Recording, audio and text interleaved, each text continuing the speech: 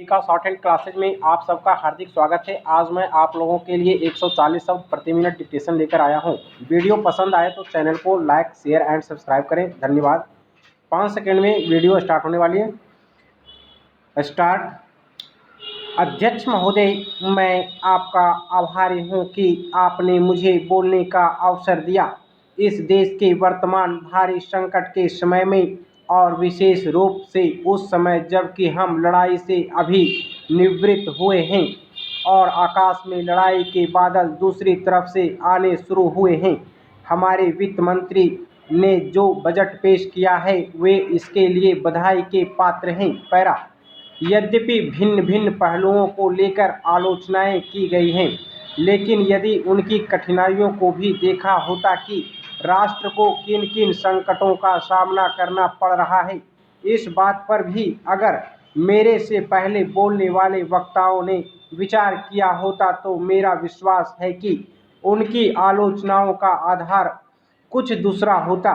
उन्होंने ऐसे कठिन अवसर पर यह एक संतुलित बजट पेश किया है, उसके लिए मैं उन्हें बार बार बधाई देता हूं, लेकिन साथ ही साथ मैं अपना यह कर्तव्य समझता हूं कि कुछ ऐसे विचार भी उनके सामने प्रस्तुत करूं जिससे उनकी कठिनाइयां कुछ हल हो जाएं।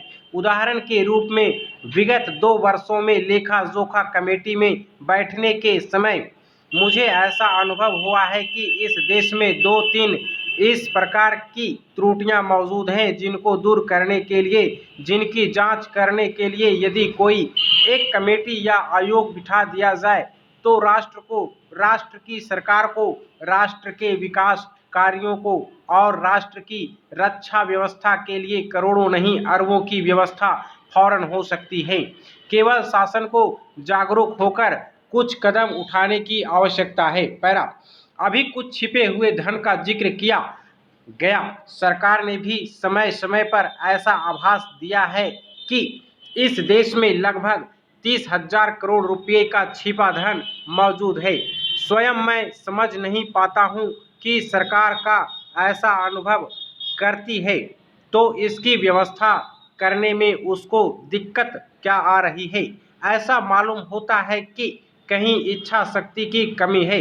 भारत की इस सरकार ने अपनी शक्ति का ठीक से उपयोग करके उस दुश्मन के दांत खट्टे किए जिसके की ऊपर विश्व की शक्तिशाली और इंग्लैंड जैसी शक्तियों का अटूट सहारा था और जिसको कि उन्होंने हमारे विरुद्ध उकसाकर खड़ा किया था और अपना पूर्ण सहयोग दिया था।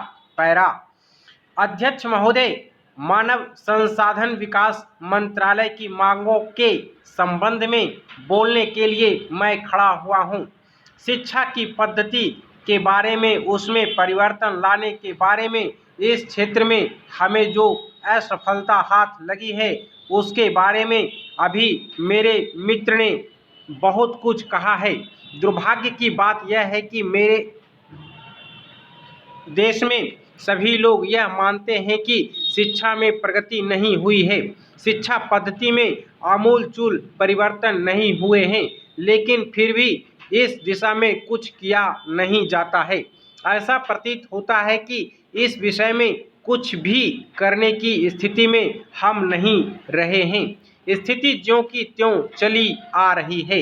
इतना होने पर भी शिक्षा की मद पर होने वाला जो खर्च है और जो उसके लिए धनराशि आवंटित की गई है वह भी बहुत थोड़ी है, लेकिन उस पर न जाकर मैं आपका ध्यान इस ओर दिलाना चाहता हूं कि मर्ज बढ़ता ही गया। ज्यों-ज्यों दवा की वाली कहावत ही आज चरितार्थ हो रही है। जितने ज़्यादा आयोग और समितियां बैठी और जितनी ज़्यादा शिक्षा पद्धति के बारे में छानबीन की गई, उतनी ज़्यादा बीमारी बढ़ती गई। बीमारी का इलाज न होकर और भी खराबियां पैदा हो गईं। अभी मेरे मित्र ने माननीय मंत्री का ध्यान एक रिपोर्ट की तरफ दिलाया था। इस तरह की बहुत सी रिपोर्टें हैं। अभी सदस्य महोदय भी एक रिपोर्ट का जिक्र कर रहे थे। रिपोर्ट तो बहुत सी प्रस्तुत हुई हैं, लेकिन मंत्रालय ने उस पर कभी कार्यान्वयन करने की दिशा में कोई कदम नहीं उठाया। अपनी इस हालत को उन्होंने इसी सदन में स्वयं स्वीकार किया है। अपनी विवशता को उन्होंने स्वयं यहाँ प्रकट किया है। पैरा इस विषय पर और अधिक न कहकर मैं आज के दिन मानव संसाधन विकास मंत्रालय का ध्यान दो विशेष विषयों की तरफ दिलाना चाहता हूँ। स्टॉप।